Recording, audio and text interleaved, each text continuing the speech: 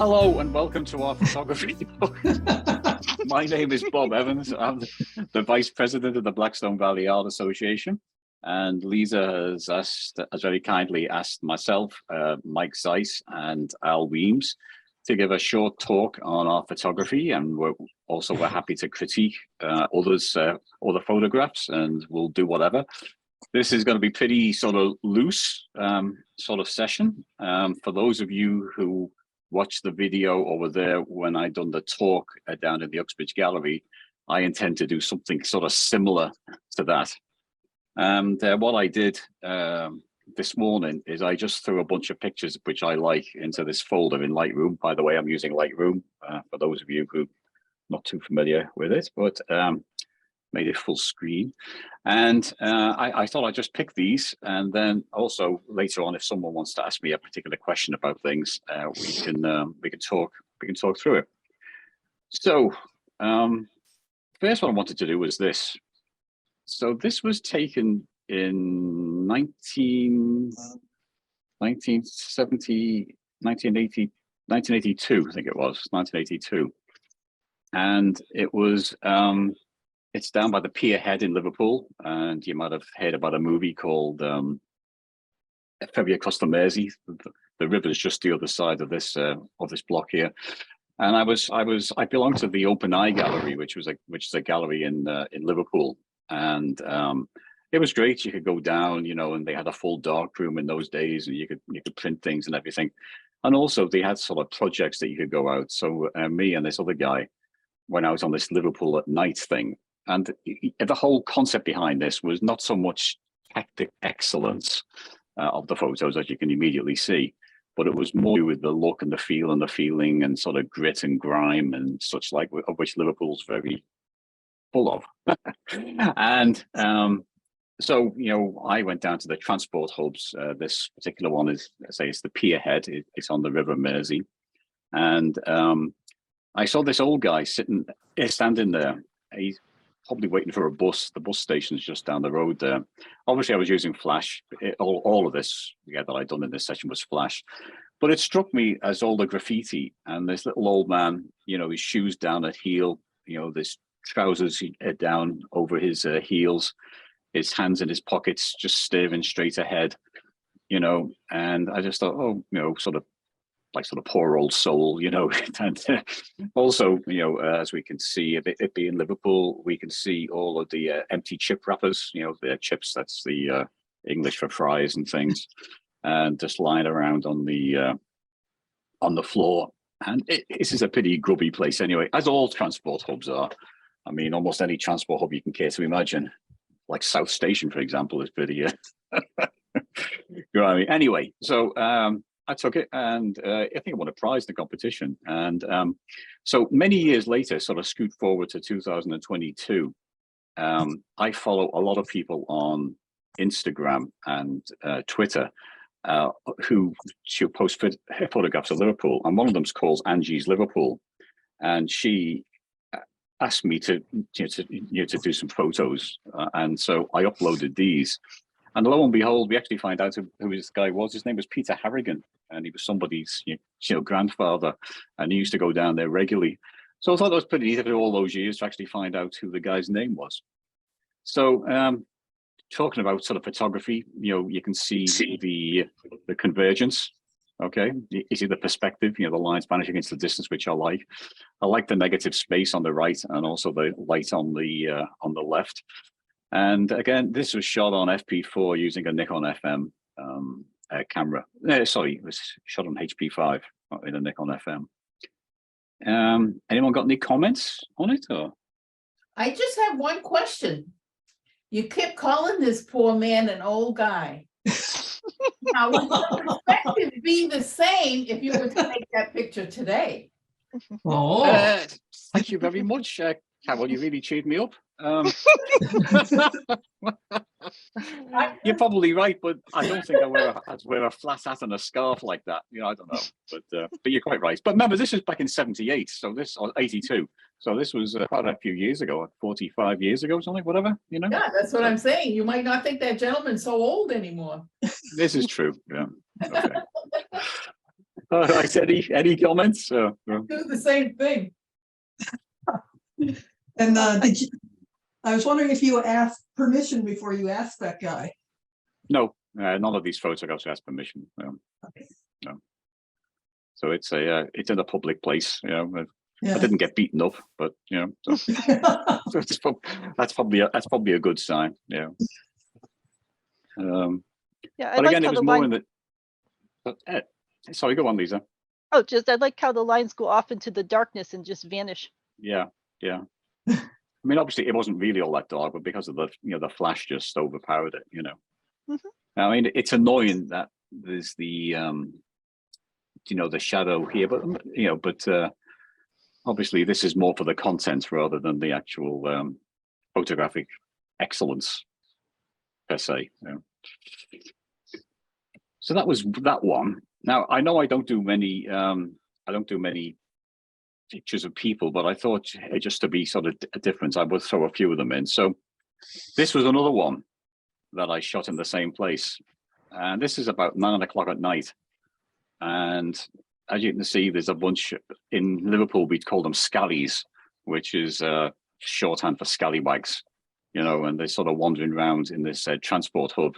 My guess is they're maybe 10, 12 years old, something like this, and I just, obviously they were mugging it up, for the camera, and again, it's HP. Oh, Mike Zeis is waiting to come in. There we go. And Claudia is trying to get in, but it won't let her in for some reason. She says it's asking for a passcode, so I'll try to figure that out for her. Okay. So anyway, so this is like a bunch of scallies, and they were mugging it up for the camera. What I particularly like is this young guy, and sort of messing around, and this girl looking up and look at him, and this shy girl on the right hand side. I just like it. It's just a nice group photograph. It is an unbelievably gritty and grimy place, as you can tell from the graffiti and whatever. It's all gone now. It's all been gentrified, and it's all whatever. And there's packets of fags, so cigarettes on the floor and things. It's just, I like it anyway. What more can I say? Any comments? I think it's a great shot of kids. Yeah. What should we do? Something different. Okay, let's just make a change. So this one I call Angel. So what it is, it's a photograph. I'm very interested in, and my son is in monuments of wars. Okay, and he's doing his PhD at Brandeis in history, and one of his key things is how different societies memorialize their war dead. And anyway, I say this is in Cambridge Cemetery. It's right next to Mount Auburn. You just walk over the road and you're in Cambridge Cemetery, and it's a particularly nice. I think it's cast in bronze. I think the original color one. Oops, somebody else. The original color one is in. It's all like sort of green with a patina, but I think it definitely needs. It definitely looks better, in my opinion, in the black and white. And obviously, you can see, there's a soldier, there's the angel, there's like an olive branch with it broken off. He's clutching his heart. The angel, she probably has got his hand on his shoulder, and I just like the pathos of it, as well from a photographic perspective, the texture, and I deliberately shot it in a flat light. I've taken this many times, and also with glancing light, as well. But I think it just looks better than this. But it's also a funny story of, because obviously it's about someone who's been killed, and they and the angels taking them off wherever they take them, and so this was on exhibition somewhere. I know it was in Alternatives up at Christie and Co. a few years ago, and somebody wanted to buy it. I said, great, it's fine. I'm happy for them to buy it. One of the few ones that people have bought. And I said, well, what do you? I was just interested, as to why do you like it. She said, oh, my son's coming home from the Marines, and I thought this would look nice over his wall, on his wall. And I thought, I'm not quite sure this is actually so in my mind, like, the right sort of thing to welcome someone home with. But I don't know. But obviously they like this. Oops. So. Yeah. So anyway, so I sort of, I like all the symbology and stuff and everything, So it's quite unusual for a US war memorial. How am I doing for time, Lisa? About sort of 10 minutes in, something like that. Yeah. Yep. Okay, cool. Again, stop me because I can talk about these all day. So let's look at another one. Okay, so this is one of my more interesting ones, and Al knows exactly where this is. But this was Watson Farm Road, and I was exploring it. It's got a gate across it now, and it's been redeveloped. But as you walked in the house, and I turned around the corner, and I go, God, what the hell's that? And there's this wedding dress, maybe a wedding dress, or maybe an evening dress of some description, hanging exactly there. And I just thought, wow, that is absolutely so cool. And I say, can those who are not, can you put yourselves on mute, please? Thanks. So I waited here for the wind to actually blow this off to one side, and because I thought, it just looked nicer being at an angle and also sort of stranger. And then sort of behind it, in the darkness, you've got the bathtub, which I don't know whether you're going to show one of yours, Al, but Al has shot photos in here as well. And I just really liked it. There was some manipulation going on because here in the corner, there was an old tripod, which had been there for so long that it had actually grown into the wall. So I done some, sort of cloning and messing around or whatever. I think you can see a little bit of it there. You can see the pattern, repetitive pattern in Photoshop. But I mainly wanted just the weirdness of it. Any comments? No? I love the angle of the dress. Yeah, I think that it's the angle that makes it. Yeah, in my mind anyway. And obviously I like black and white stuff. But I do color on occasion. Let's find a color one, shall we? Here we go. So this is in the same place as the wedding dress. Okay, and as I was exploring it, and you could see where the dirt bikes have been using it, whatever. And then I just saw these two trees. They reminded me of two sort of pillars, or like sort of a male and a female, like a couple sort of being together, or I don't know. It's just this sort of closeness, but then them growing straight up, and particularly the blue sky and everything else. And I just thought it was so cool. They've probably been cut down now, but from a photography perspective, it's flat bang in the middle, so it's probably not right, but it's certainly not rule of thirds or anything. But I just like this sort of curve going into it, and then these two trees just standing there. You just almost identical in height. You can almost imagine them sort of kissing at the top. I don't know. Maybe I'm being too romantic, but yeah, I like it anyway. Okay. They seem to be an unusual kind of tree to be around here. Yeah, it is. Yeah, because it's not growing out horizontally at all. It's growing just vertically, which is sort of weird, Well, it almost looks like it's got vines wrapped around it. Oh, maybe that's what it is. Well, there's vines here, but these are certainly sort of regular leaves and branches. But I say, look, the other trees are just like regular trees. I just wonder whether they'd actually been pruned or something. I don't know. But I should also mention. I remember I forgot to say back at the beginning, but I tend to go out and find photographs, rather than sort of go out and make a photograph. And Al and I have often talked about this, the two different sort of perspectives. But I tend to go out. I just go out and I'm going to see if I can find something. So. This is one. Let me just rotate left. So this is what I saw when I took the photograph. It's in Milford Quarries. Milford Quarries. If you go along the bike path and then you take a left and you go to Milford Quarry. And I just liked it, I got some nice angles in it. It's got, I like the graffiti here. And I thought it was pretty cool. And then when I was viewing it, I just happened to turn it right. And I thought, wow. Yeah. Now that looks cool. So I call it rock face. Okay.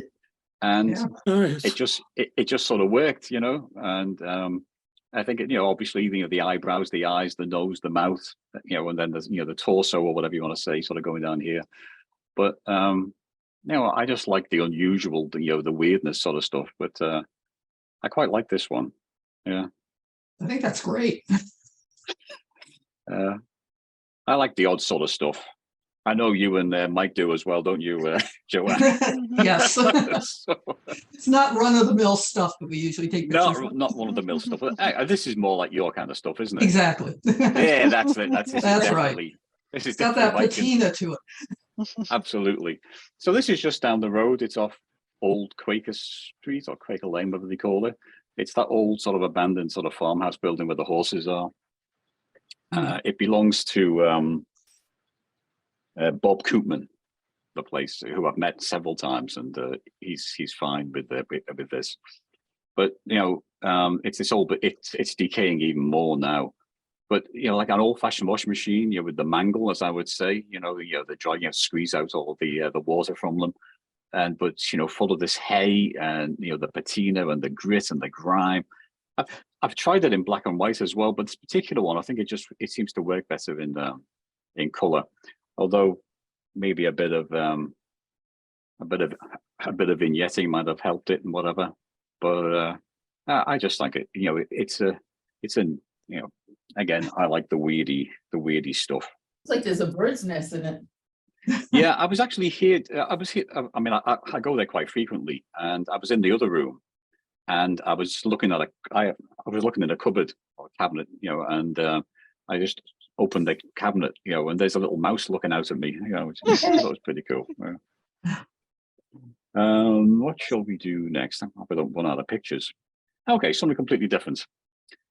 So this is part of when I was doing a lot of abstract stuff, and I just had this idea, to buy some crayons from the dollar store, Mm-hmm. and then I have like a little hot plate, like you heat a kettle on or whatever, and but I have it on very low power, and I have it attached to a variac so I can vary the power of it, and then I had a like a piece of like a little pan thing on top of it, and then I would drop in crayons, okay, and see the shapes they made as they melted.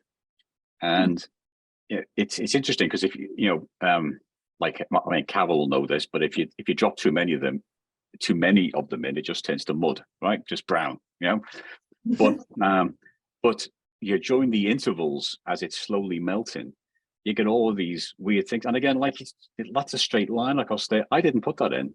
I don't know why that's there, but it's something, must have just happened, and then obviously sort of the yellow, and also this, it would actually make quite a nice video to actually sort of because it's fluid and it moves all the time. I'm also attracted to things that only exist for one moment in time, and then they're gone. It's completely ephemeral, and I just like it. I mean, people have said it's a like a galaxy type thing, or a what you call it, astronomy type thing. Some of the other ones, someone once said they thought it looked like a slice through a human body, but I don't know. But they, I just like this kind of stuff. I've done it with waxes as well, and also with acrylic paint, and then sort of pulling them apart, and they're cool. But it makes a change from the black and white. Well, and you did it with oil drops. I did do it with oil drops as well. I've done it with ink drops. Let's go back to people again. So this is Abel Zorro, and he was a local guy who was used to hang around the town for many years, actually. And I made friends with him. A lot of people don't like you taking photographs of, itinerants and sort of people in the streets and stuff, because, it's like you're exploiting them. But with Abel, we had a relationship. I used to give him sort of old boots and stuff, or whenever I saw him, I'd buy him some coffee from Dunkin' Donuts. He'd never accept any food. All he would have is coffee. And I actually got a model release from him as well, which is unusual for me. But so we just done a little photo thing, and it was interesting when I was taking this. Some lady come up and says to me, like, sort of, "What's going on? Are you okay?" And Abel says, "Yeah, I'm fine. Yeah." And I says, and what she was concerned about was me taking, advantage of him, which I wasn't, or maybe I was, I don't know. But I like it. Obviously I like the eyes as are in focus. It was a very shallow depth of field. I mean, that's out of focus. The tip of his nose is out of focus. It was just his eyes that are in focus, But it's got some heavy vignetting around it. I don't know if I've got the original somewhere, but I just like the look in his eyes. It's just great. I haven't seen him for a couple of years. I don't know what happened to him. I hope he's okay. He didn't like sleeping in shelters because he was robbed once. He's originally from Spain, and anyway, so that's Abel. Huh. Lisa, do you want to give me a 5-minute sort of Okay. whatever? Yep, So, you're at 20 minutes. Okay, here's another story. It's interesting. So on the I told you about I post these pictures, on the web, on the Twitter and Instagram, about Liverpool, and someone from the Liverpool Echo, which is the the local paper in Liverpool, saw these and approached me and said, could she write an article about me and the photos? And I said, absolutely, no problem. So I'd love to, So she did, and it was a really nice article. I think I posted the link a while ago. Anyway, she contacts me about a couple of months afterwards and says, would you mind, this person wants to get in contact with you, regarding one of the photos. Would you like to, is it okay if I send you his email? I said, absolutely, yeah. Anyway, so I contacted him, and this guy lives down the south of England, and he'd seen this photograph, right? And it's of Lime Street Station, again of an evening, and again taken with flash, because you can see, it's all going so dark in the background. And I like it. There's people's, all the people's faces, but obviously it's these two ladies. Anyway, what the guy says is this lady on the right here is his sister-in-law when she was at university in Liverpool, and he'd seen this and he wanted, to have a full size, image, that they could get. Obviously, he didn't realize it was in the USA. So I'm happy, to send you a file that you can print. I said with Visor that it's got my name in the bottom left, which we did, And he said, well, how can I pay you for it? I said, no, you don't have to do anything. He said, well, can I make a donation for you to a charity? And I said, sure. I said, what's it called in the UK? The British Cancer Society, And I said, and I expected him to maybe like sort of £5 or $10 or something. We sent like £40 to it, which is like sort of $50 or something like that, which I thought was quite nice of him. And so he got it printed out for his sister-in-law's Christmas present, actually. And so after all these years, because this is 45 years ago, I have no idea what she looks like now. But you can see the grain on this film one. But again, not technically a great photograph, but it's got an interesting story to it. Yeah. Interesting stories. So, so this one, have you been in here, Mike and Joanne? It's the house that's on Providence Road as you go in north, out of Northbridge, Yes. on the left-hand side. Film, yes. Yeah. And Yeah. We're not muted anymore. Okay. That's okay. And again, obviously, when you know what it's like there, but it's got an interesting story. It's because the person died there, and then nobody paid the taxes, and now it belongs to the town, I think. And obviously, they've done nothing with it. There's still got stuff in there, but I just like this particular. So would you like me to turn your, Sorry. oh, sorry, sorry, Bob, I'm setting Mike up here on the computer. Yeah, yeah, my computer was not working. I'm still on the computer I was using is still shows your it looks like a gravestone with an angel on it. So it moved, obviously moved your narrative forward, but the picture was still. And so I figured when, I better use a different technology. Okay. Anyway, I particularly because the person in here was probably some kind of an artist, I think. And I think you see these three holes here. I think there was some other images that someone's seen here like taken, but there was some interesting sort of things here, sort of temple-y. I don't know who these were, but these are, like old master type things, details from maybe, is that a Leonardo? Maybe, I don't know. And how do we get my? This is really so I just thought it was interesting. It showed like a snapshot of what it was like in there. I have many, many photographs of this kind of thing, but this is also in the same place. And this struck me as a bit more poignant because you could imagine whoever was living there, sitting in this chair.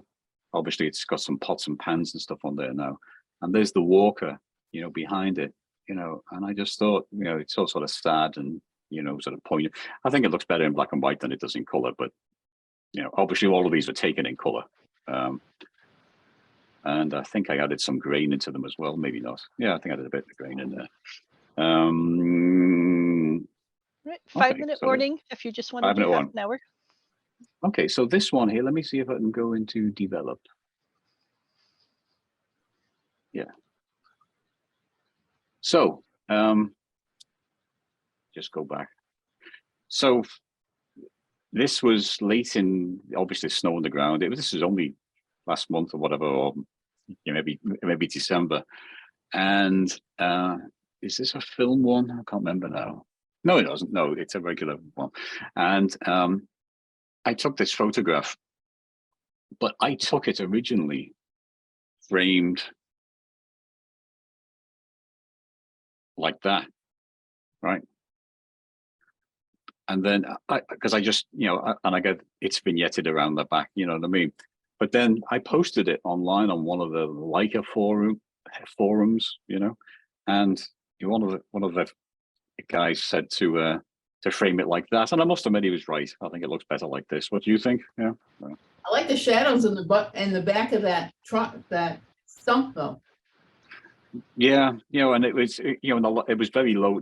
The sun was very low in the sky. This was probably about 4 o'clock or something or whatever, and it just lit it up, but that was all that was in darkness. So anyway, so that was where I took someone's advice, which is not often, but anyway. Okay, let's have a look. Something more recent. Okay. So this is downtown.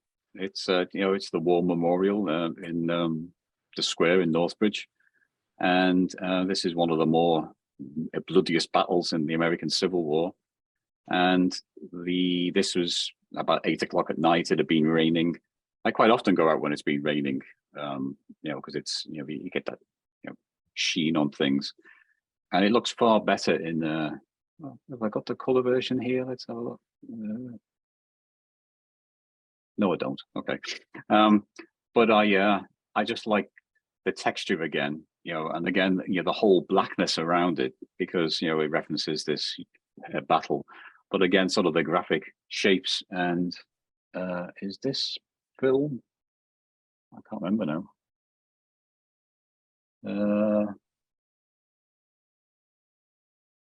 Yeah, it's film. Yeah, so it was taken probably on 35mm film. Yeah, exactly, film. Yeah, but again, I just like the texture and stuff. And let's try if we can finish off with a couple of good ones. I attend lots of demonstrations, again, for photographic opportunities. And I just like this one. This is film as well, and anyway, it's a bit rude, but my uterus call, she doesn't give you a F, but I just thought it was nice. Yeah. And okay, let's quickly go through. All right, it is. Unmute. Okay. this is another one. This is my second cousin, Paul, and this is a guy called Roy, who we used to work with, and we were in the Abbey pub in Liverpool, and we were having a pint of beer, or several, and I had the camera with me again with the flash on. And the only reason is, again, it's not a particularly, sort of a classically good photograph, okay? But it's just the expressions, and I particularly like, Roy's hand sort of splayed out towards you, and Paul pointed his thumb at him, and obviously they're in the middle of telling a joke of some description. I just can't remember, but I thought it was good. Lisa likes this one. Can you, Lisa? Yep. Have I done this? Have I? So this is the War Memorial in Salem, Massachusetts. And again, the sun was at the right side, because I mean, a flat on it wouldn't work. But I just love the texture, and the you see it's even got a Rembrandt thing on the cheek, Rembrandt lighting. But I wanted it for the sharp, clear line. I call it serene, but at the same time, it's got a sword, So, and whatever. Is that it? What do you think, Lisa? Any more? Any comments? That was great. Does anyone have any comments for Bob? Oh, there's the one. Sorry, here's the one that Ooh.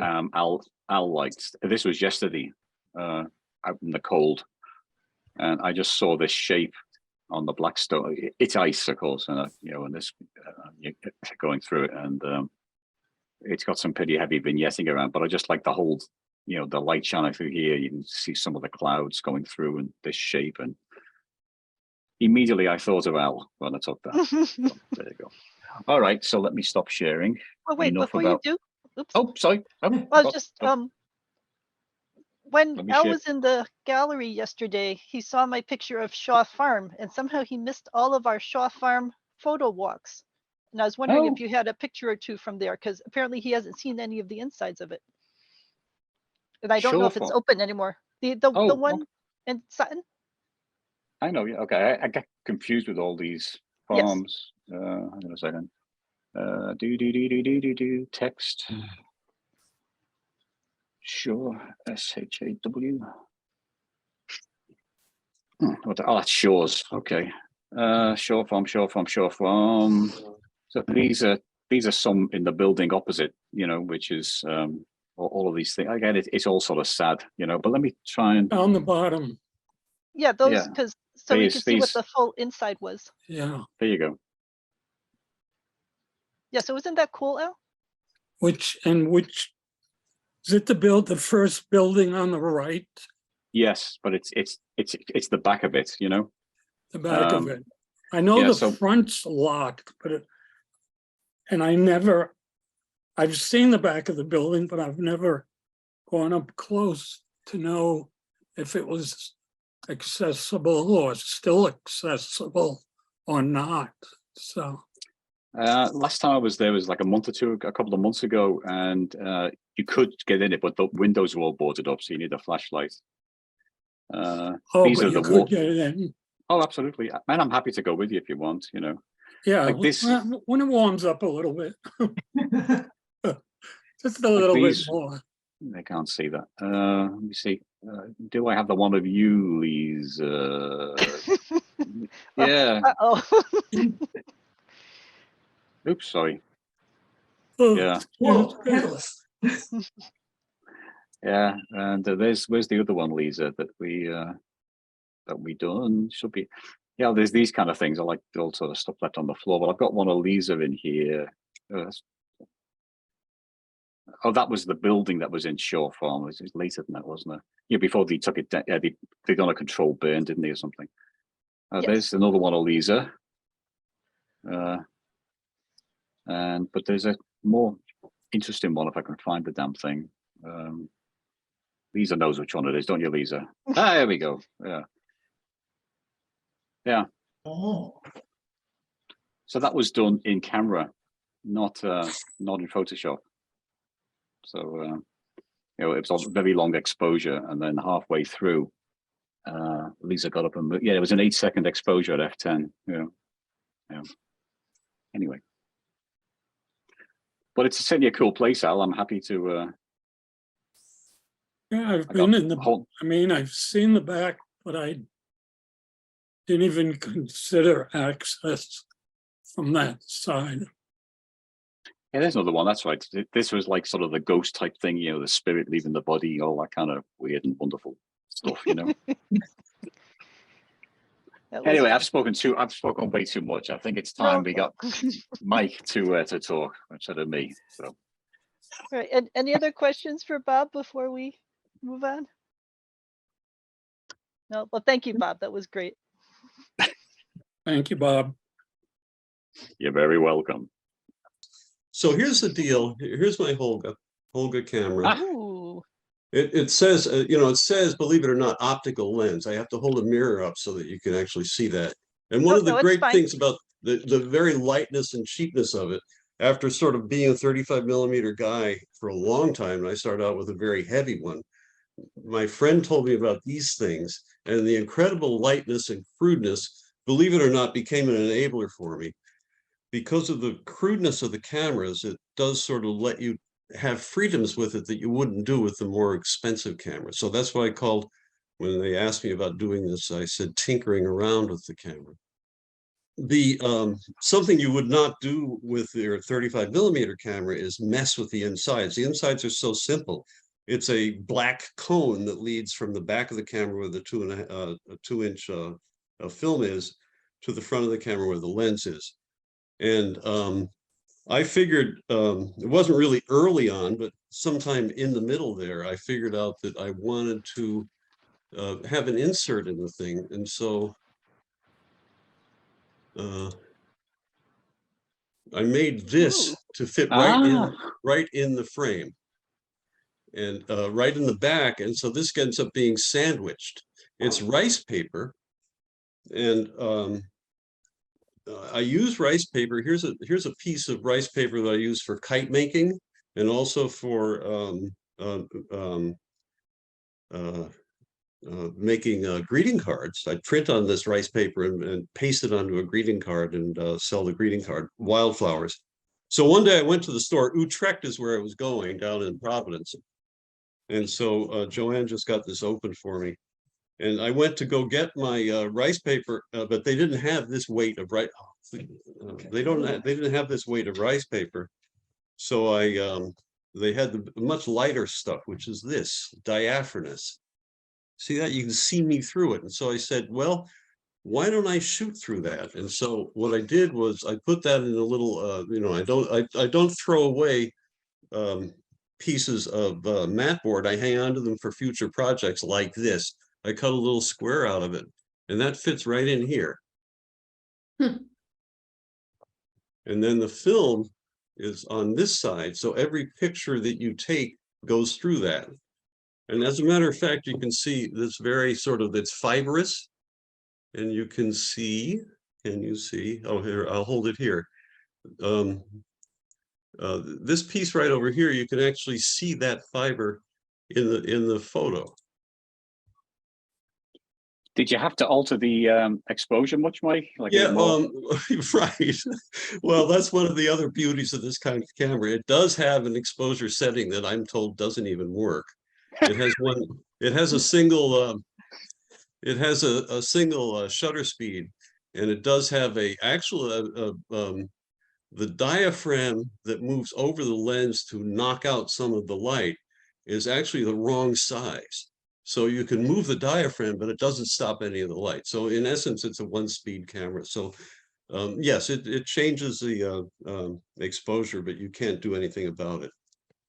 So now the one thing is that all the pictures turn out more or less the same.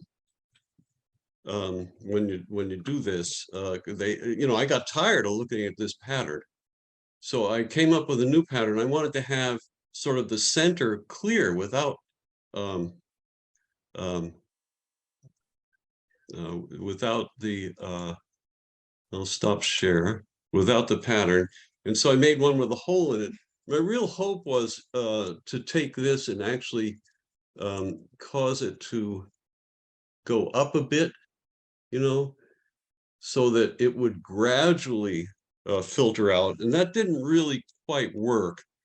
But I will show you a shot that I took. Let me share screen again here. Laura says she loves this idea. Thank you, Laura. So here's a shot I took. That's the thing attached. This is a more abstract shot that you can be taken of actually mounds in a swamp. Over the winter time, the swamp grass gets pushed down by all the snow, and then in the spring, before it starts growing, you see these weird mounds. And so here's one where you can see, I like this because it's a sort of a bent iron railing, and the clue, you can see here what it is. And in the back is the same thing, but it's all mixed in with the fibers. And so I thought that was pretty cool. So this first category of things I'm talking about is stuff you can do with the inside of the camera. And here's another one. And the odd thing about this is, I shot this one. I have to switch over to the, switch my exhibit, stop share. Here we go. I shot this with a Ansco clipper camera. Wow. My rule had been that occasionally I'd spend as much as $5 for a camera, but generally I'd like to spend $3. And that sort of follows the rule. It's made for 127 film. And here is what 127 size film is. It comes with backing paper. And of course, there was a company in Croatia that was making 127 film, the absolute last holdout. And their machine broke, and they weren't selling enough of it to me to warrant fixing the machine. So they stopped doing that. So I started shooting on 35mm film, which is this. And one of the things you have to do that, you have to put the film inside the backing paper. You see how that works? Yep. In the dark, of course, because otherwise your pictures don't come out. And so when you do this kind of stunt in the dark, you have to unroll both sets of it. You have to get a long strip of 35mm film and the backing paper, find out the right place to start rolling and roll it all back up. And sometimes it gets screwed up. And so that is exactly what happened with this photo. Not only did the film rippled. It was odd with this one. Can you see okay? Yep. The film rippled, it buckled in the middle. And every shot in this roll buckled in the middle. And in addition, of course, in this case, it was off center. So it like twisted. It's bent in so many ways, and I absolutely love it. This was actually my seed image when I worked with Trisha Wooldridge on the art poetry. I read a couple of her poems and said, I think this is something Trisha could work with. And she did. So let me go back. There's another one that shows you sort of the bent nature of things. Now, they didn't make that sign for the Parkside Candy Company bent like that. And the building is not wavy. The film is wavy. So that is a couple of the things that happen on the inside of the camera. The next thing to go to is stuff that happens on the outside of the camera. In other words, with old cameras, without filter threads, you hold the filters, handhold filters in front of them. And so this we have a photo that's taken with the Lomo fisheye camera. I don't know how many of you guys have fisheye lenses?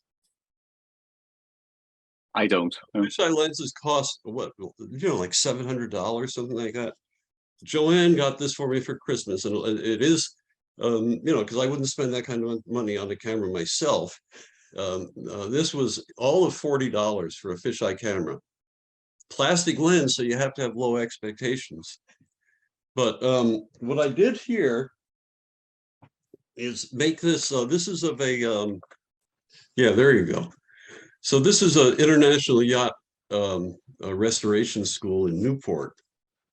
And with the fisheye lens, they have, because they they repair sailboats there. The thing is about 3 stories tall on the inside. It's 1 floor, 3 stories tall. So they have these huge fluted windows with aluminum flutes that catch the sun. And so the thing I do is I got this thing from the American Science and Surplus catalog. Ooh. And it's called a color paddle set. They no longer sell it, but you can get it at other places. And a couple of the paddles, and they've got them here, are diffraction gratings. And so you can, just like old style, hold the diffraction grating in front of your camera when you take the shot. When you do this kind of thing, and I do it with polarizers as well when you haven't got through the viewfinder, is you rotate it with your eyes till it has the right effect. In other words, to where the diffraction effect is oriented the way it looks right for your pictures. Horizontal is not going to work as well as at an angle. And once you have it right, you then move it in front and take your picture, and you get this kind of effect. I say, Mike, you are so innovative. It's just amazing. It's just Oh, really, for really good. goodness sake. Really good. So Honestly. here's still another camera. The same deal. What you do is with this kind of thing, you're shooting through plastic. You want to find highlights of color. It doesn't work with broad expanses of color. It works best with spots of color. And so a sunrise in the morning in the woods will work just fine for this kind of thing. And they have, this one has a star effect, but they also have ones that just go straight across. And this is the Zeis Bridge. This is in front, now I'm using the Canon D3 single lens reflex camera. Lisa, you were there that day. Yep. When we went in the evening. And I was a little disappointed that there wasn't enough color in the Zeis Bridge. So luckily I had this little gizmo with me. And I got as they say in France, a shit ton of color. And so what's next? I have to. So those are sort of there's. I should mention that let's put the. I'm getting lost in my stuff here. Stop share. Here is a diffraction grating that you can actually wear. I got this at the Wild Bill's Nostalgia Emporium for $3. It was and the advantage of this is you can fit it right over your cell phone lens. You just hold this and you rotate it right in front of your cell phone lens, and so it's a super way of adding that feature. So the other thing you can do in front of the lens is to use diopters, which is they are enlargement lenses. Here's one. This is a filter that's supposed to go on the outside. This one is a 4X or a number 4, which is not 4X at the same. So the thing I do with that is hand hold it in front of. Here's a Brownie camera. I hand hold it in front of the Brownie camera, but there is no through the lens. There is a viewfinder, but it doesn't let you see what's going through the lens. So you have to have some way of knowing what your distances are. And so this is, I've just taken the thing apart with a lot less fanfare than the Holga. And this is the inside of the thing. And what you do is you get your handy, to sort of judge, to learn about how you get your handy tape. Karen's cord. Yes? Is somebody have a comment? No, I think that's background noise at Carol's house. Okay. And what you do is you build you gradually build up tape in the back. And I won't do the whole back right now, but another 2 pieces and you'd have the whole back. And then with all the lights out, I put that up against my computer. I attach it to a tripod I put a giant like 200 point or 400 point letter on my monitor screen using the Times Roman because it has serifs. And with the lights all out, it will actually project through to the back here. Of course, I have to use toothpicks to hold the shutter open. While this is happening, it'll make a projection right on the back. And then with your handy loop, you can go up against the back like that and move the camera back and forth until you have a focus. And because you thought to put a measuring tape on the floor, you can just measure how long it is. And as a result of that, you end up with a little chart that tells you for various combinations of diopters and cameras, what are your distance factors for getting something in focus in a camera that isn't supposed to take close-ups. And so part of the thrill for me is really getting these cameras to do things that they aren't designed to do. And so let's look at a couple of pictures of diopter shots. This is at, there is a cemetery in Cranston, Rhode Island. It's an old school cemetery, but their neighborhood is different now. And so people from South America now live in the community, and they have a whole different set of memorial conventions that we're used to. So you'll see some like 1800s stones with stuff like this, where, you know, and in fact, they're running out of real estate. So the new graves are put in the walkways, which is strange. And it's very common for them actually to sort of put a fence around their property. And this is again with Trisha Wooldridge on the art poetry. I did want to have a grave, but I wanted it to be a child's grave or an infant's grave.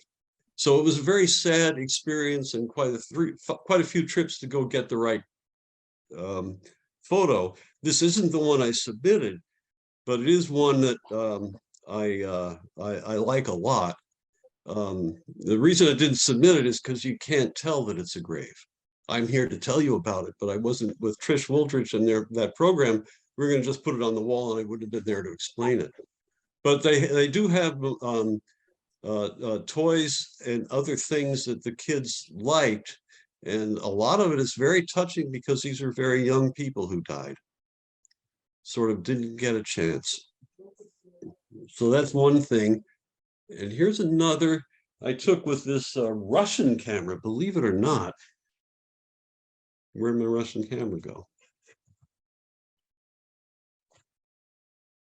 Here it is.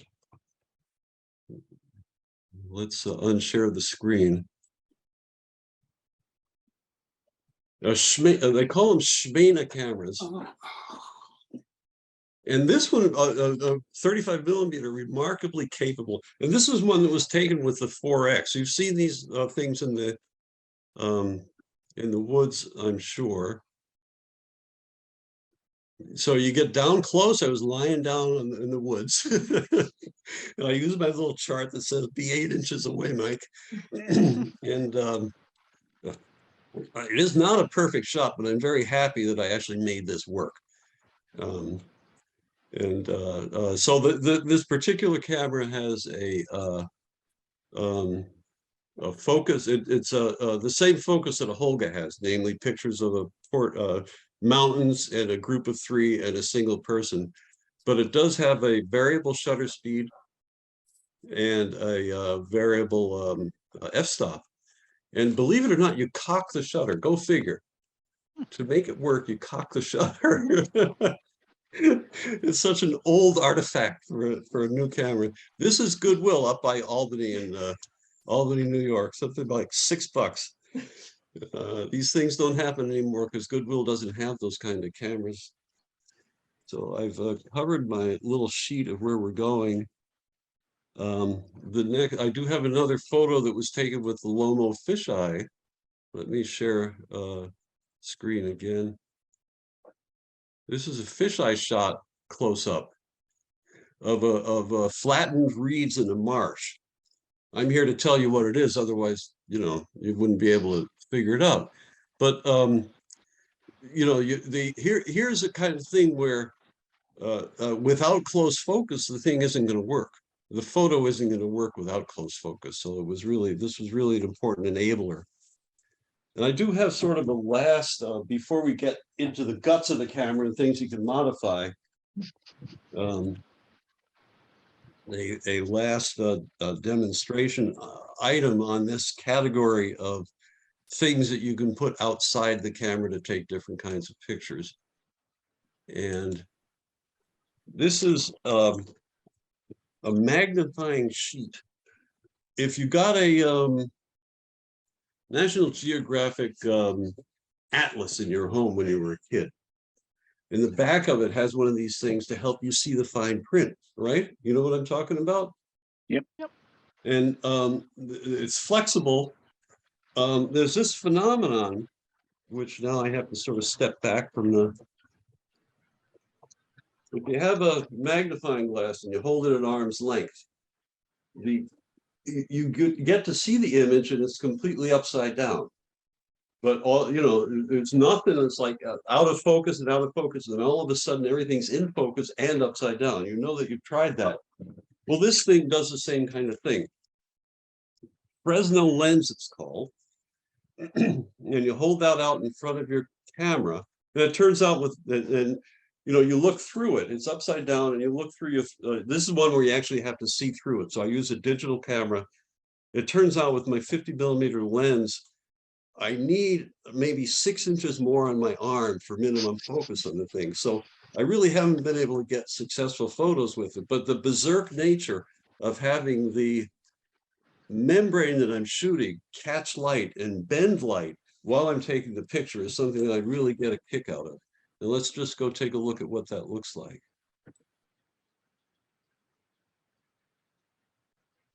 And let's find the next button. There you go, the Olympia Diner in Connecticut. So this is at night, like the other one with the diffraction grating. It helps to have a dark surface around when you're doing this kind of stunt. And the next set of things, how are we doing on time, Lisa? You're fine. The next set of things have to do with flipped lenses, which means it's a different category because it actually involves surgery to your camera. And so the one of them that was easiest to do is the Brownie camera that I showed you earlier. Way deep in the, let's take this off. Way deep in the guts here, this cone down here, two Phillips head screws in there come out. That whole structure comes out and you can see the lens. You take the lens off and you turn it upside down and put this contraption back again, and then you've got a flipped lens, which brings the things in focus around the center, and things that aren't around the center are out of focus. So let's take a look at what that looks like.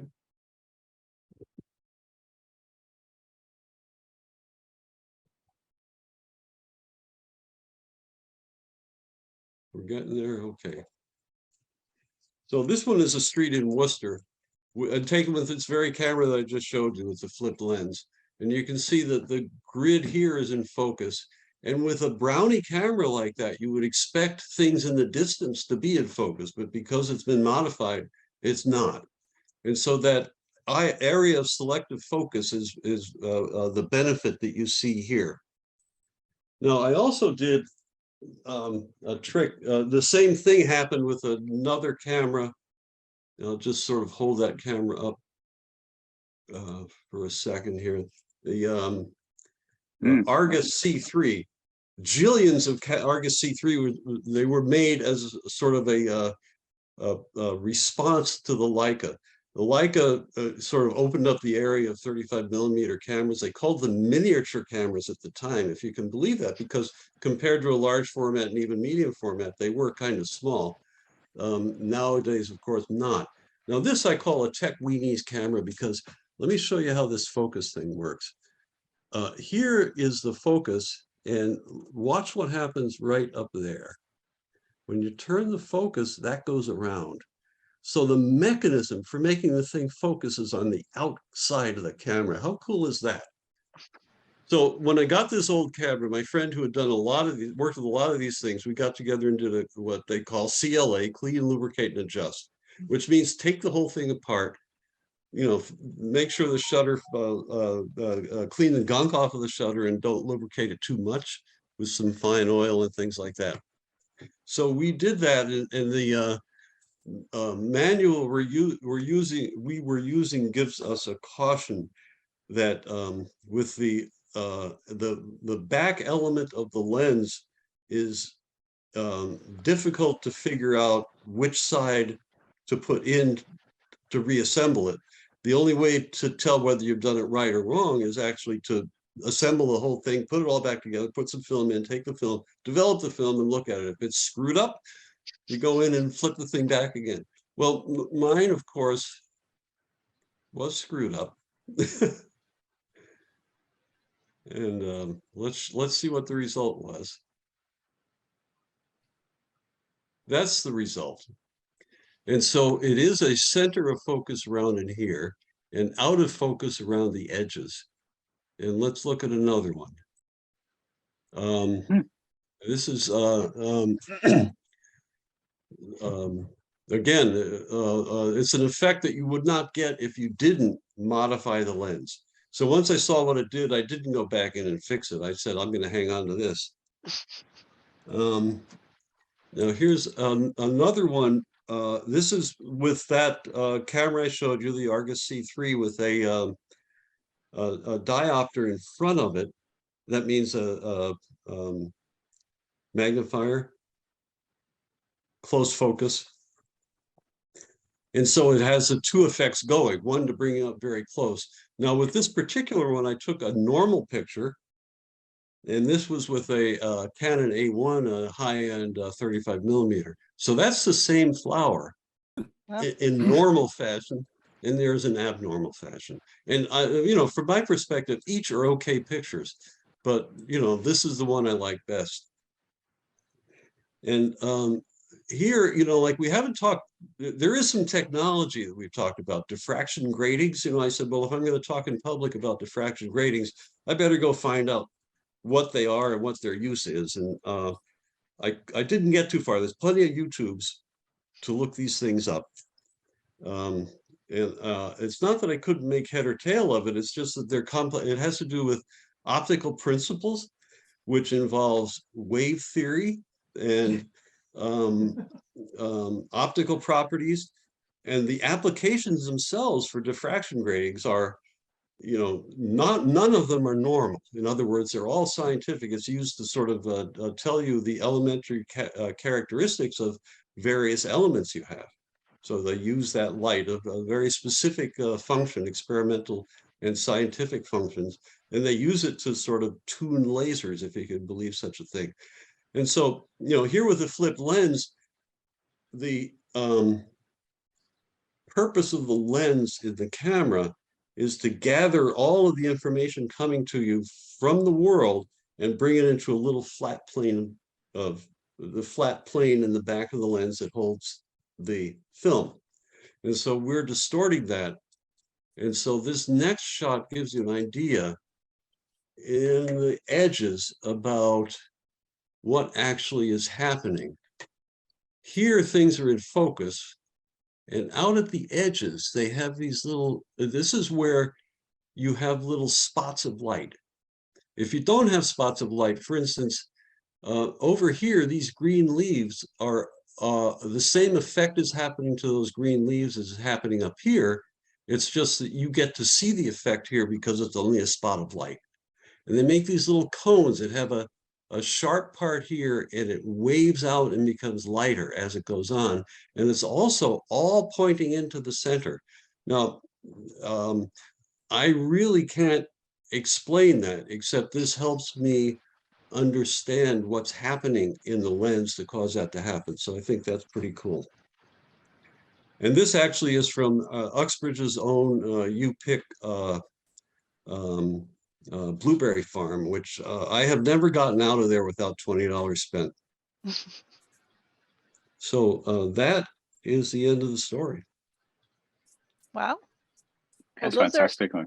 amazing. Got all sorts of ideas for things to try now. Gotta Mike, pull what's apart. your? Go ahead. Sorry, Lisa. Mike, what's your typical your color and black and white films you use for this? So, What kind? yeah, what kind?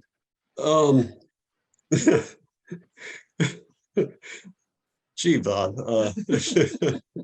I have just I don't have a favorite. I ended up collecting a whole bunch of expired film, and in addition to so things have changed in that I've just found somebody that actually wanted all of my old expired film, and there was a lot.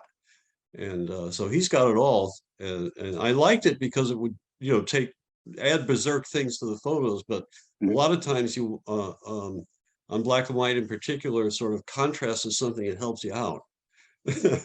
But the expired film, when it's black and white, sort of removes contrast. You can see that from the photo that I showed a while back.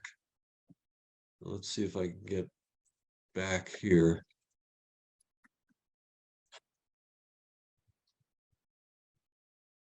You can see that here. This is using a way expired film, and it has some contrast, but there's a lot of places where you'd want more. So I've the latest batch of film I bought, black and white, was FOMA, made in Czechoslovakia. I know. And in this case, because I'm shooting through such junky cameras, and also a lot of times I'm shooting indoors, I got 400 speed film.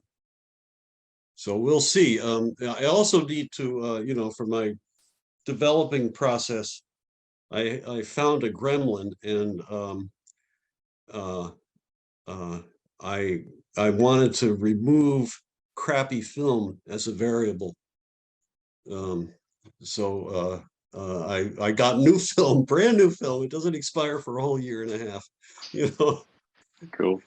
So FOMA and color film, most of the time it's Kodak, and I can't really say I've got a preference. Okay, that's interesting. I mean, you mentioned about expired film, because I like expired film as well, and I've got quite a bit from the flea market in Grafton. From like with really cheap sort of cameras, which in some cases I've almost thrown away. But but it's the film, and I've still got about a few rolls up there. And again, you never know what you're going to get, which is just fantastic. You know what I mean? Yeah. Yeah. Well, one thing I did was to I've done a successful experiment in processing Kodachrome in black and white. You can process Kodachrome as black and white, and I'm anxious to repeat those experiments. It wasn't stellar. I mean, it's not a great way, but in essence, I know people who have a whole, this is when they have a whole freezer full, and their wives would be very happy to have part of the freezer back as for food again. So I can get all the Kodachrome I want for free. And if I can figure out a way to get really good developing, and I haven't figured that out, I can get images where you can tell what they are. So we'll see. Interesting. Well, again, thank you. That was very, very interesting. Very thank interesting you. indeed. Yes, thank you very much. And So thank Joanne for enabling the whole thing. Yes, thank you, Joanne, for prying You're open the welcome. Holga and making the computer work. Now, does Bob sort of decommission me and ask Al to pick up? Which I'm just trying to do now. Lisa Shea, Al Weems, Carol Freisberg, remove spotlight. You're out the spotlight, Mike. Okay. And now we have Mr. Weems and spotlight. Laura and Claudia, say thank you to Mike. Okay. Okay, I'm going to show images and talk about the process that I go through to get to a final image. So I'm just gonna start here. Okay, do you have it? Yep. Okay. I was on location and I saw this spot, and as I'm looking at it, I kind of knew what I was going to do with it. And so I had a pre-visualized image that I wanted to make. So seeing where the light was, where the person is standing, I had to go there so I could compose the image and see where my light was gonna go. And then I had the subject in that space because I already knew what the light at the moment was doing. So I got my initial exposure for her. That was the final image. Oh, wow. Wow. Mhm. That's very dramatic. But I kind of knew this is where I was going to go when I first saw that. And that happens a lot for what I'm doing mostly anyway. I mean, I will go out and occasionally photograph something that I didn't bring to the table, but I like doing it the other way. And you do it very well. Okay, let's go. So did you replace the sky there, or is that the Yeah, sky I that- dropped in some. Yeah, stuff. that's it, yeah. And right there, just a little flock of birds, which are really small. Oh, That's beautiful, Al. I really like that. okay, I'm gonna go to another one. Okay, we went through these three. Yep. Enough of these is enough. They're beautiful. Oh, that was Oh, yeah. black and white Wow. version. Yeah. The pumpkin Oh, patch. geez, stop it. Okay, that's why does this sucker keep moving? I'm hitting pause. That's where the starting point was. All right. And I knew there was a lot more I was going to do with this. Mhm. And then came this one, which is when I had added things in, obviously. I, enhanced the colors, etc. And then I ended up with that. And this is part of a series. It's ongoing. It's been on hiatus for a while. I call it the Travelor, and that's TRAVELORE.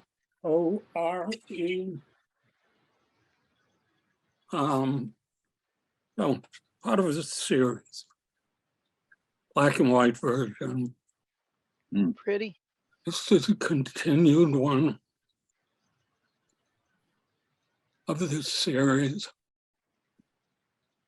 I love that composition. That one too.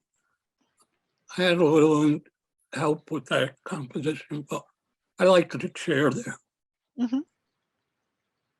Same thing there.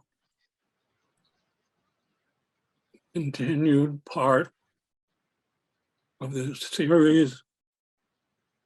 And this one, this is the way I saw this coming out. And again, the original is nowhere near the finished product here, but this is where I wanted to get to. And I'm looking at this series with the idea of there's a beginning and there's an ending. And I don't know yet what the beginning image or what the ending image will be, which could be this one. Mhm. Don't know yet, but what it does for me is I'm trying to create a story, maybe my own story, but that's what the point of me doing that. That was the original. Wow. So that went to that. Now, there was no light coming through that window Mhm. because it wasn't the type of day that was doing that. And I said, why the hell don't I have light? So I put light in. But that's what I was going for. Well, and I love the texture on the walls there. Yeah, I thought that added something to it. This is another one. It's two images. The high jump dancer, and on the tree, I do not draw, and I don't take any credit for any drawing I ever do, but I did this one in shape of a profile, and maybe it worked, but it worked for me. And that tree is up by Tufts Veterinary Yeah. School. I actually just were going to say that I know that tree. I'm sure. I do know And that it's tree. still there. I saw it the Yeah, other day. yeah. You have to And walk this a bit is to find where that. Bob had done that. You have to photo walk a I'd bit to drawn find in. that tree. We were there. Oh, great. There you go.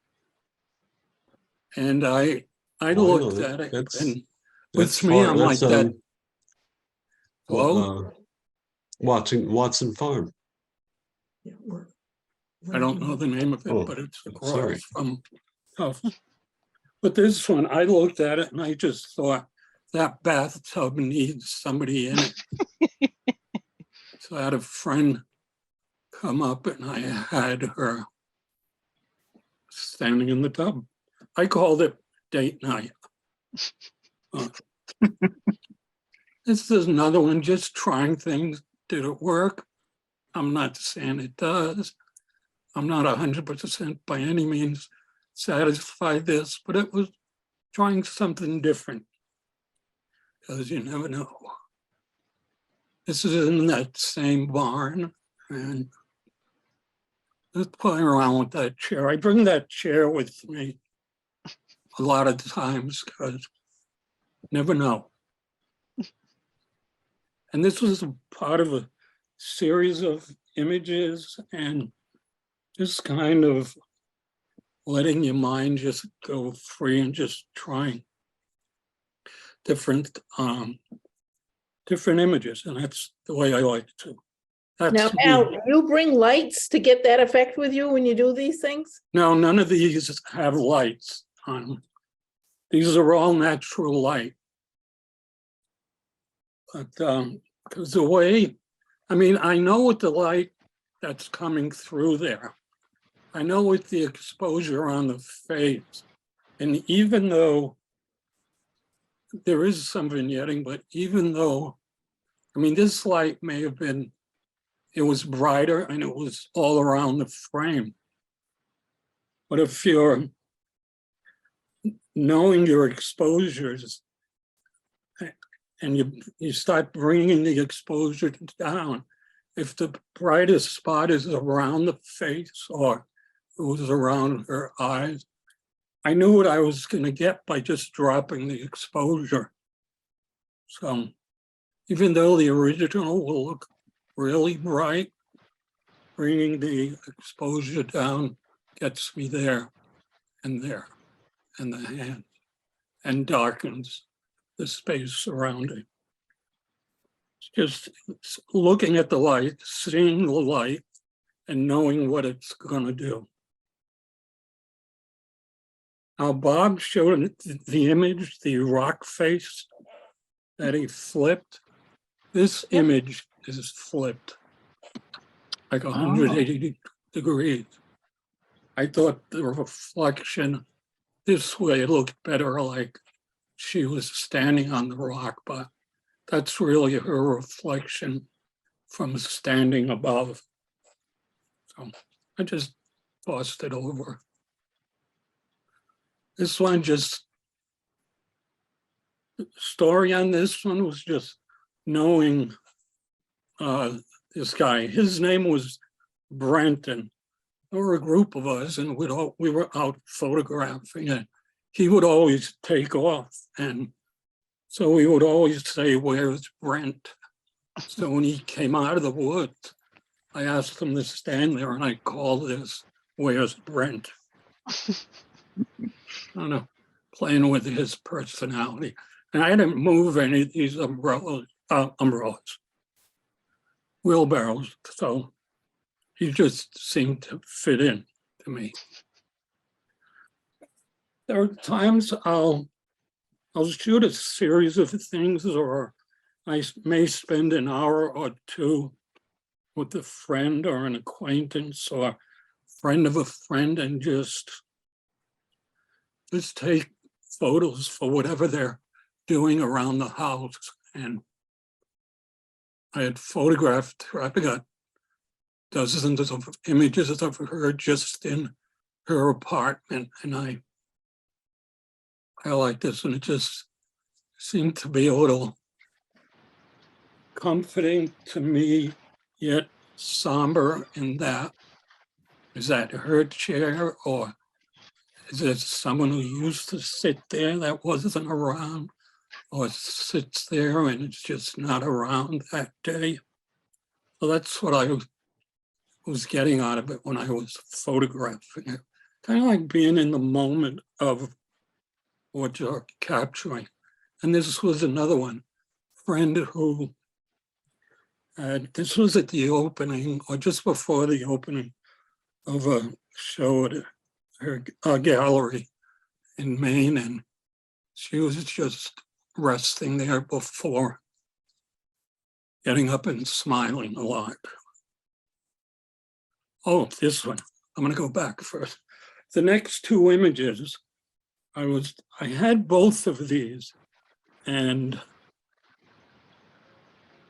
it was kind of an experiment. It's kind of like a little bit of a psychological experiment, because I've printed these out, and you'll see the two of them. And it's kind of like, how do you feel looking at them with the images flipped and the sequence you see them? So let's call this one the first sequence. Two different images taken a few years apart. And are we looking at good and evil, or how does it go that way? Evil and good? That was just kind of like an exercise. And I think that is it. That's it. That's all I got. Excellent. Those Oh, where were did I go? lovely. Really interesting. Thanks. I like doing that. I think most of you on here know I like to create things out of my imagination. And I have lost my screen? No, there I am, sorry. But that's what I do and the way I look at things in that regard. I love the way you set up those models. Yeah, it's like, I knew what the light was going to do, but I wanted to know, like the first ones, the first three I showed, I wanted to know where placement was going to be best. And I think a lot of that for me comes out of having done commercial and advertising work forever. So I want to know, I don't want to take a chance in that particular spacing of what I was going to get, because I knew what I wanted to get. So I wanted to make sure I was in the best place possible to get it. You go scouring around the woods a lot? No, but if I come across something, well, I will. I should correct that. It's not 100% no. I will say things like that, the black and white with the dress Bob, I had seen that Bob had taken that photograph, and I said, "Where is it?" And he told me, and so I think I went down with you, Bob. Yeah, We did, the two of us went together, yeah. and then I'm looking at that space, and I'm typically thinking what should be in there that isn't there now, and that was stumbling on it because of the image Bob had taken, and then seeing it in person, my brain's saying I need somebody in that bathtub. So I don't know why my brain was thinking that, but it wanted somebody in the bathtub, and I had a couple of people didn't want to go anywhere near that building. I took a photo of it first and showed them, but I had another friend who she was like all for it, so she went charging in and had her bathrobe, and we took the photos, and those are the family friendly ones. But there wasn't I mean, other than just standing there wasn't anything else going on. You guys know what they're gonna do with that property? I have no idea, but No idea. I think there's is a developer there now because they put a gate across the top. Yeah, I've noticed the gate. Yeah. And there's been an excavator down there. I'll have to take the drone up and have a look over the top and see what's going on. Yes, please do. I will do that, yeah. Can you climb over the gate? Oh, yeah, it's easier to do it, but it's a long walk.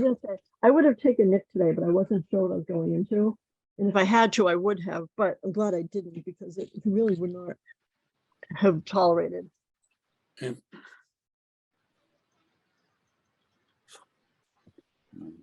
There was one image that I totally forgot about, and I got the email about this for 3 o'clock while I was up at the Blackstone shops and realized it was 3 o'clock and I was thinking it was 5. So I made it, but the one I do a quick talking, we've seen that leather and lace image I've done. And I created a bottom half to that image where actually my friend who was in the bathtub, we went out and we bought the tulle skirt, if you will, and black leggings and black boots, and had her, we created the bottom half of it, but no good if I can't show you right now. But anyway, that was fun little project we did, but because what was photographed in that original image was what was exactly in the camera. It was all cropped in the camera that way. And but anyway, it was fun creating the bottom part. Oh, neat. So I like to create. Well, we like what you create. Absolutely. Well, thank you for sharing your process. That was really helpful and inspiring. You're welcome. Thank you. My hands went nuts today. That's all right. I can edit the video. Of all days, I'm like, are you kidding me? I mean, are you serious? Anyway, sorry, bleep me. That's fine. All right, so I have 2 images from Laura and Claudia that they'd like you to take a look at. So Bob, if you can stop the share for Al, or is he stopped sharing? He stopped showing, yeah. Oh, okay. All right. So then I will share my screen. Am I? I can only see me though. No, you're not. It's okay. I got the wrong view on. Ignore me. Go ahead. Oh, but I'm gonna take him off the what you call it? Remove the spotlight. Oh, okay. Spotlight's no longer on you, Al. Oh, good. Thank you. All right. So I'm going to share. Can you guys see my screen? Yes. Yep. All right. So Laura, what would you like to say? Me? I was hoping Laura could say something about the picture. Oh, so Laura, before- so I thought you said me. Laura's on mute. Laura, did you want to unmute or did you want to chat or something to give us a hint?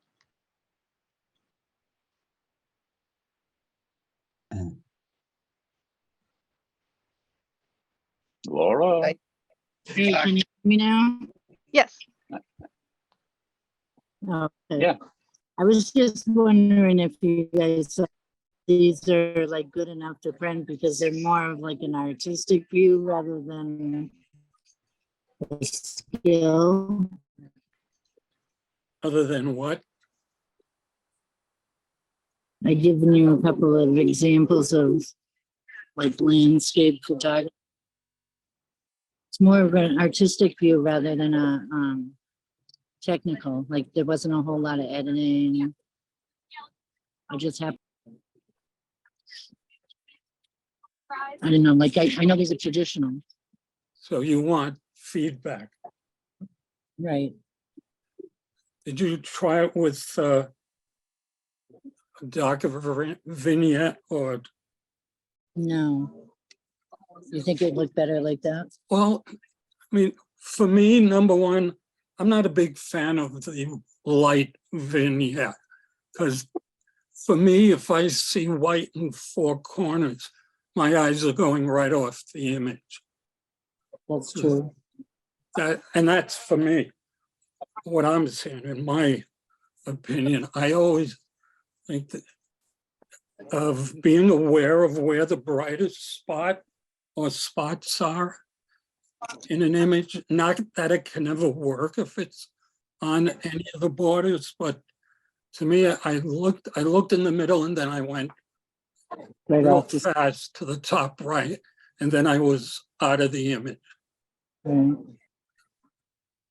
So, Yeah, I was trying to say something there, but I guess I didn't say it. well, and again, it's like where I don't think it's so much what you're saying, because we're all going to take something different from it. It's Right. important you're saying something to yourself, but where do you want the focus to be? And Yeah. for me, my eyes are focusing top right and out of the border. I mean, your turn, Bob. No, well, actually, I was going to say exactly the same, Al. So it looks, Laura, that you used, the reverse vignettes. You made the corners lighter, and I would have said the same thing. But I do like the overall effect. I like the composition. But again, I agree with Al. I think it's the corners could do with darkening, or else not. Yes, over it. Sorry. I could keep some of that light and like maybe put the corners darker. Did you apply a reverse vignette to it? Did you? Or, Yeah. yeah. think So so. I just go back Go into the other Lightroom. way. And you Yeah, go the the other other way. That's what I would suggest. Yeah, because that's the last time you see those trees. Yeah. Mm. What's your view, Mike? Yeah. I think he left. Is he still? No, I'm still Oh, here. okay. Can't see you. Yeah, I like it's got I like the atmosphere of it, and disregarding what we've already heard about the corners, there is a part just to the right of center where you have like a diagonal light tree, and then just to the right of that is where my intrigue is caught. In other words, that's where I can imagine myself walking to if I was walking in that scene. So that's it has a great feeling of depth, especially with the trunk that's immediately to the right. It helps with that depth. In other words, you've got layers in it, starting with that trunk on the right and ending in a way at that part you can't really see. There's sort of like a dark spot right at that place where I'm talking about. Mm-hmm. And that's intriguing to me. So I like that makes the image work. Can you see my mouse? Yes. So Me? Yes. Yeah. So No. You see her? Yeah. You can- Yeah. Oh I yeah. was wondering if you meant like in here. Well, I Yeah. can barely see it. Yeah, that's the dark spot that I'm talking about. Just to Okay. the left is a larger dark spot, just to the left of where you were. I really am seeing it quite small. Let me see Joanne's screen. It's still pretty small. Yeah. Let me see if I zoom it in. Is that better? Yeah. Yeah. Yeah, that's a Okay. lot better. Okay, Yeah. it's different. Right. Any other comments on this one? Thanks, guys. All right. So then the second one is this one. So everybody's taking this picture. You might recognize it. Is that enlarged, Lisa? Yes. Yes, I had to enlarge these to have them fill the screen for you. Can you take it off? All right, let me Enlarge? see. Let me zoom out. Is that Yeah, better? yeah, I want to see the edges.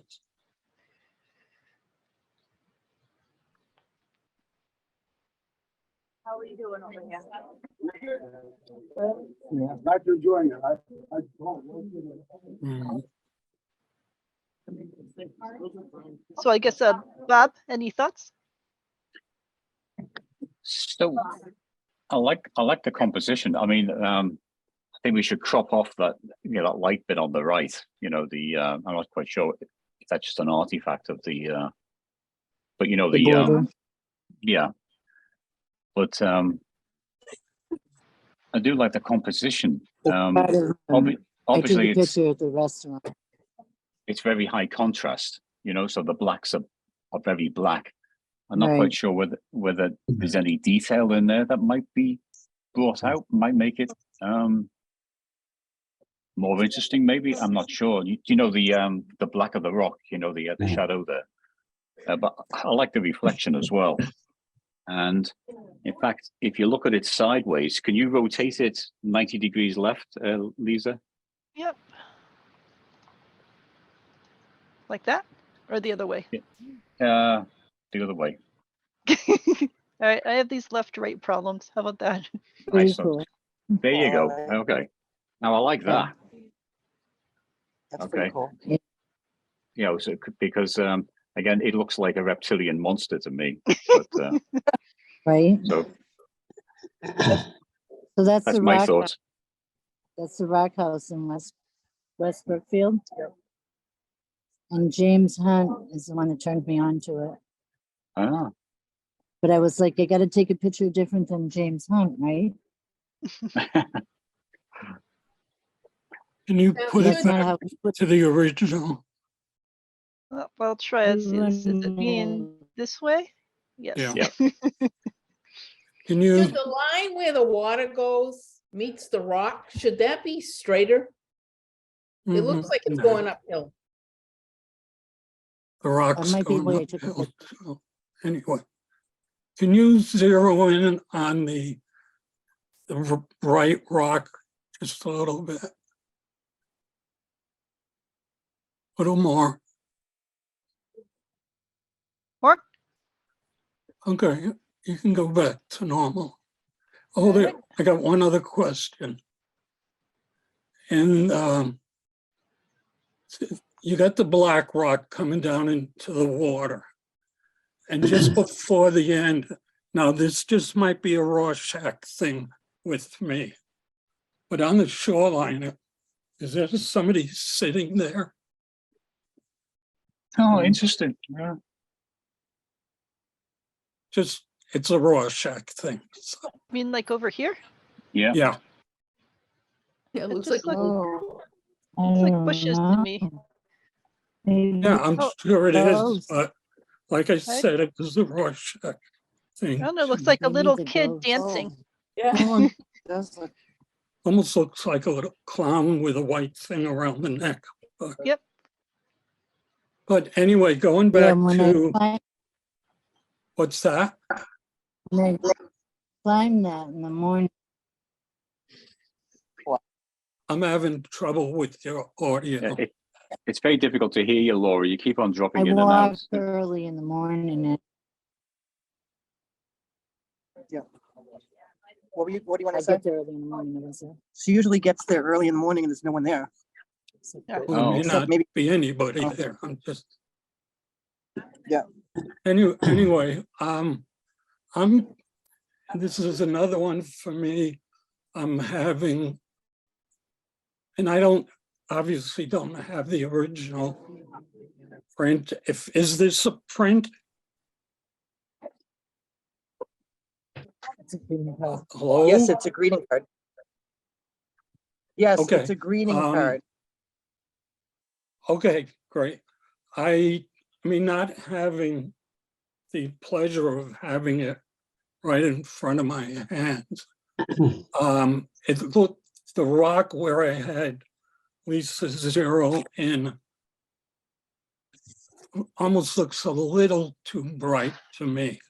And I know this isn't doing it justice, but I'm curious of the amount of detail up top. And I'm not saying it has to have detail, but I'm wondering what the original has. I find it competing with the trees in the background. I like the trees. And I know what Bob was talking about, the shadows, and there is a lack of some detail. And again, it just could be because this is like a third generation of presentation for it. So not having that benefit. I mean, I like what you're trying to get here, but anything else I would say about the rocks would be kind of speculation, because the print in hand, this image may or may not be doing the print in hand justice. I don't know. Right. So just going by what's presented there, that bright spot, which keeps me in the picture, but I love the rim light around the black rock. Thank you. And I'm curious about Thank you very much. the imitation person on the shoreline. Yeah. I'm sure Exactly. I'm sure it's just the bushes, but Well, I'll send the original, the from when I took it, and then you can take a look at it. oh, okay.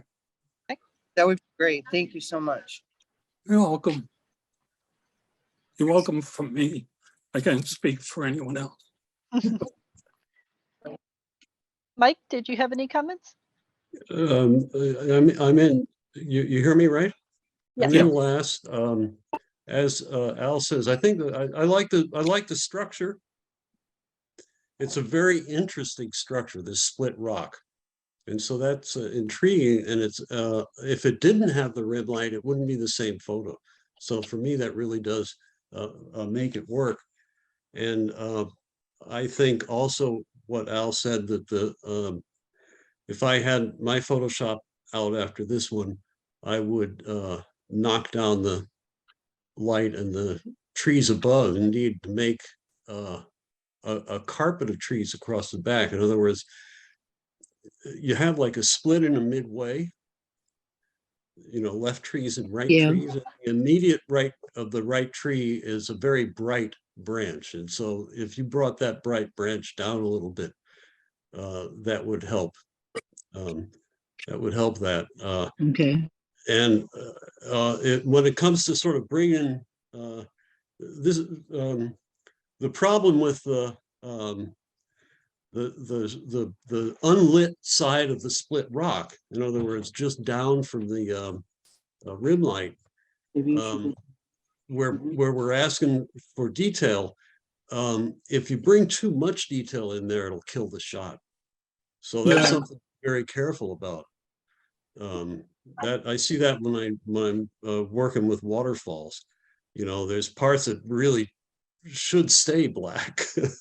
I'm not saying that is this circumstance, but it is, the part that is reflected almost always is darker than the part that has direct light on it. And so we see the dark water, which adds a great deal of mystery to this shot that makes the reflection stand out so much. And so that's really super.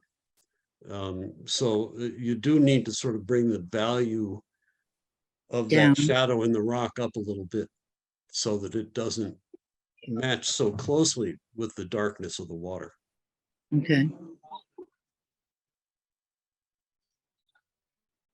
Cool, thank you. All right, anyone else? Thank you. Great. All right, I think I have stopped sharing. Yes. Is Joanne still here? Did she have anything she wanted to share? She's gone to, I think, no, she's not in the room at this moment. She just walked out. Ah, she knew. It looks like Carol has run off too. Suspicious. Honestly, Mike Howell wants me, so I'm gonna have to shoot off in a sec. But if I do that, Oh, it'll wait. probably close the Well, session. I could take over as host, but Carol's back. Carol, did you have anything you wanted to share? Any photos? No, I didn't think of sharing any. Okay. Well, in that case, I think we may be set. Have any of you participated in that 52 frames that's on Facebook? Yeah, I've done Yeah. it in the past. They had some really good portraits this past week. They were amazing. You were supposed to go out and take a picture of a stranger. I found it really interesting.